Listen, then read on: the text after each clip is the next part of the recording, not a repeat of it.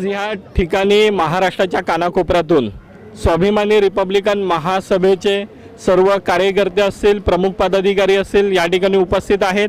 त्यांच्यासोबत आज वेगवेगळ्या जिल्ह्यातून वेगवेगळ्या तालुक्यातून हा सगळा जमाव आलेला आहे आणि ह्या सर्वांची मागणी एवढीच आहे की आम्ही ज्या प्रश्नांसाठी आलोय ते आमचे रोजचे प्रश्न आहेत। मुळात पुणे जिल्हा जो आहे, पुणे जिल्ह्यामध्ये चाकण MIDC आहे, आपल्या सर्वांना माहिती आहे की जागतिक लेवलची MIDC आहे। त्या जो तळेगाव चौक आहे चाकणमध्ये, त्या ठिकाणी कंटिन्यू तिथे ट्रॅफिक होते, एवढी ट्रॅफिक होते की 2-2 तास 3-3 तास तिथे ट्रॅफिकमध्ये सर्वसामान्य नागरिकांना त्रास सहन करावा लागतो। ते अतिशय त्रस्त झालेले आहेत। त्याच्यामुळे आम्हाला ट्रॅफिक मुक्त चाकण मिळालं पाहिजे, झालं पाहिजे, ही एक आमची मागणी आहे। त्याच्यानंतर की नवी मुंबई विमानतळ असेल, त्या विमानतळाला लोकनेते दिबा पाटलांचं नाव मिळालं पाहिजे, ही देखील मागणी आम्ही केलेली आहे।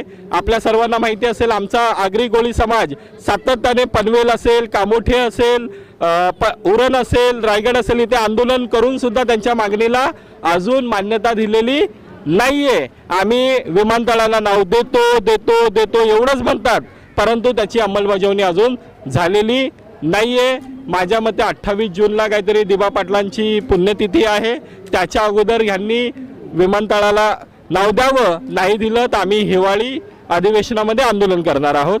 त्याचबरोबर जल जीवन जी स्कीम आहे महाराष्ट्रभर जी राबवली गेली, त्या जल जीवन स्कीममध्ये आपल्या सर्वांना माहिती असेल की जल जीवन स्कीममध्ये खूप भ्रष्टाचार झाला। जल जीवन स्कीम ही कागदावरच राहिली, प्रत्यक्षामध्ये कोणाच्याच नळाला अजून पाणी आलेलं नाहीये। तर जल जीवन स्कीममध्ये तुम्ही आम्हाला शुद्ध पाणी देणार होतात, शुद्ध जाऊ द्या पण कुठलंच पाणी अजून आलेलं नाहीये। मग ह्याचा हा जो भ्रष्टाचार केलेला आहे त्यांच्यावर कारवाई केली पाहिजे आणि आमच्या नळाला तुम्ही पाणी आणून द्या, ही एक आमची मागणी आहे। त्याचबरोबर जे MSCB मध्ये स्मार्ट मीटर बसवले जातात, आपण महाराष्ट्रभरातून पाहिलं असेल की अनेक जण त्याच्या तक्रारी करतायत, परंतु ती आंदोलनं ते दाबली जातात। ह्या बातम्या तुम्ही ज्या घेतायत त्या सुद्धा दाखवल्या जात नाहीत आणि बातम्या असेल तर किरकोळ समजून सोडून दिलं जातं। इथल्या प्रशासनाला काही घेणं देणं नाही, तुम्ही काही करा, ते कोणाला घाबरत नाही। त्यांच्या विरोधात जे आहेत त्यांना कसं साईडला करायचं तेवढं त्यांना माहिती आहे। तर MSCB स्मार्ट मीटर जे चालू आहे, तर स्मार्ट मीटरची जबरदस्ती थांबवली पाहिजे। सर्वसामान्यांच्या वर जबरदस्ती आम्ही खपून घेणार नाही। महासभा यांचं एक दिवसीय जाहीर धरणे आंदोलन आज आम्ही आझाद मैदान या ठिकाणी संपूर्ण जिल्ह्यातून सर्व लोक घेऊन आलेलो आहोत। मुंबई, पुणे, नाशिक, जळगाव अनेक ठिकाणाहून आम्ही या ठिकाणी उपस्थित झालो आहोत। जवळ 500पेक्षा जास्त जनसमुदाय आज या ठिकाणी संघटनेमध्ये दाखल झालेला आहे। आमच्या मागण्या मगाशीच आमच्या संघटनेचे संस्थापक अध्यक्ष सन्माननीय हरेशभाई देखणे साहेब यांनी सांगितले आहे।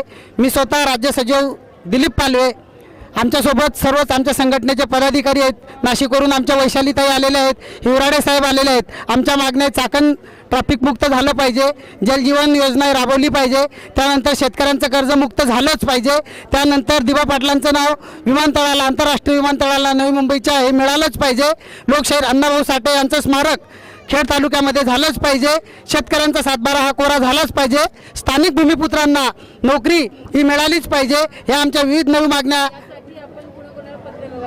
या ठिकाणी आतापर्यंत अनेक आमदार, खासदार आणि स्थानिक लेवलचे जे काही लोक असतील, मोठे मोठे पुढारलेली लोक, या सर्वांनी मंत्रालयापासून अगदी स्थानिक लेवलच्या जिल्हाधिकारी असतील सर्वांना आम्ही पत्रव्यवहार करून झालेला आहे, आंदोलन करून झालेलं आहे, परंतु आतापर्यंत कोणालाही न्याय मिळाला नाही। म्हणून स्वाभिमानी रिपब्लिकन महासभा यांच्या अंतर्गत आम्ही आझाद मैदानावर हे आंदोलन घेतलेलं आहे।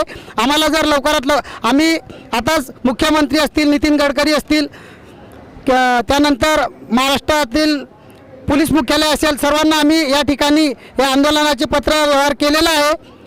आमच्या मागण्या जर पूर्ण नाही झाल्या तर येणाऱ्या हिवाळी 6 महिन्यात जर आमच्या मागण्या पूर्ण नाही झाल्या तर येणाऱ्या हिवाळी अधिवेशनाला आम्ही विधान भवनासमोर हे आंदोलन छेडणार आहोत, एवढं बोलतो। जय भीम, नमो बुद्धाय। स्वाभिमानी रिपब्लिकन महासभेच्या वतीने आज आम्ही आझाद मैदान मुंबई येथे आंदोलन करत आहोत।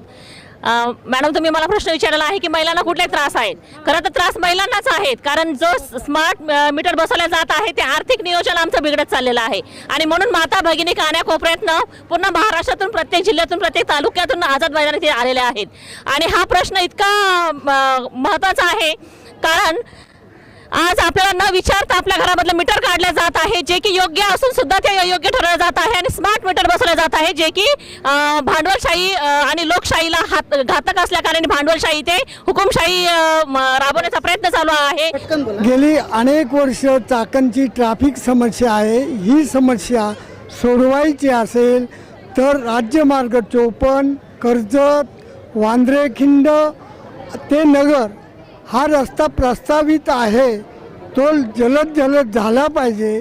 आणि ट्रॅफिक कमी करायची असेल तर भीमाशंकर येथे रोपवे झाला पाहिजे. सर्वेक्षण झालेलं आहे, परंतु शासनाने जलद गतीने रोपवे आणि भीमाशंकर वांद्रेखिंड रस्ता झाला तर चाकणला पर्याय मिळेल आणि वाहतूक कोंडीतून सुटका होईल. ती शासनाने जलद गतीने करावी.